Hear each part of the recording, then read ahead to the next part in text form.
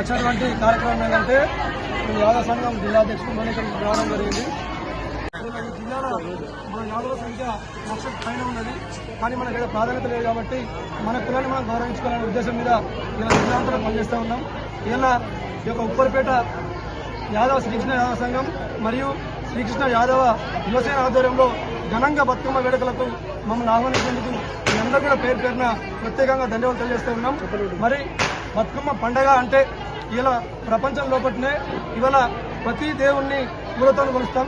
కానీ ఒక మన తెలంగాణ మాత్రమే ఇవాళ పూలను బతుకమ్మగా వేర్చి ఒక గౌరమ్మ లెక్క మన మహిళలందరం కూడా ఒక గౌరమ్మను పూల లెక్క పేర్చి ఇలా గౌరమ్మ తల్లిని పూలను ఒక దేవతగా చూస్తాం. కాబట్టి ఒక విలక్షణ సంస్కృతి ఒక తెలంగాణకే సొంతం, మరి తెలంగాణ మహిళలకే సొంతం. కాబట్టి మరి తెలంగాణ సంస్కృతి సాంప్రదాయాలకు ఈ యొక్క బతుకమ్మ పండుగ ఇది ఒక దిక్సూచి లాంటిది, ఒక ప్రతీక లాంటిది. ఈ యాదవ సంఘం జిల్లా తరఫున ఒక 4 ప్రజలు ఇచ్చినాం. కానీ వాస్తవానికి మాకు బతుకమ్మ చెప్పి తెలియదు, మాకు ఏది నచ్చిందో గద ఇచ్చినాం. కానీ అన్ని బతుకమ్మలు కూడా సమానంగా ఉన్నాయి. అందరూ కష్టపడరు.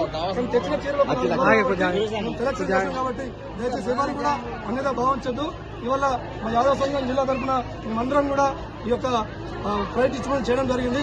మరి ఈ అవకాశం ఇచ్చిన ఉప్పరిపేట యాదవ సోదరులకు అదేవిధంగా యాదవ యువసేన యూత్ సభ్యులకు యాదవ సంఘ సభ్యులకు అందరికీ కూడా పేరు పేరున నమస్కారం ధన్యవాదాలు తెలియజేస్తూ మన యాదవ ఐక్యతను ఇదే విధంగా కొనసాగించాలా.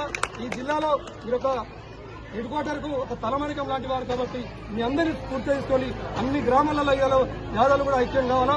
మనందరూ కూడా కలిసికట్టుగా ముందరకు తెలియజేస్తూ ఈ అవకాశం ఇచ్చిన మీ అందరూ కూడా మా సంఘం తరఫున పేరు పేరు నమస్కారం ధన్యవాదాలు తెలియజేస్తూ జై యాదవ్.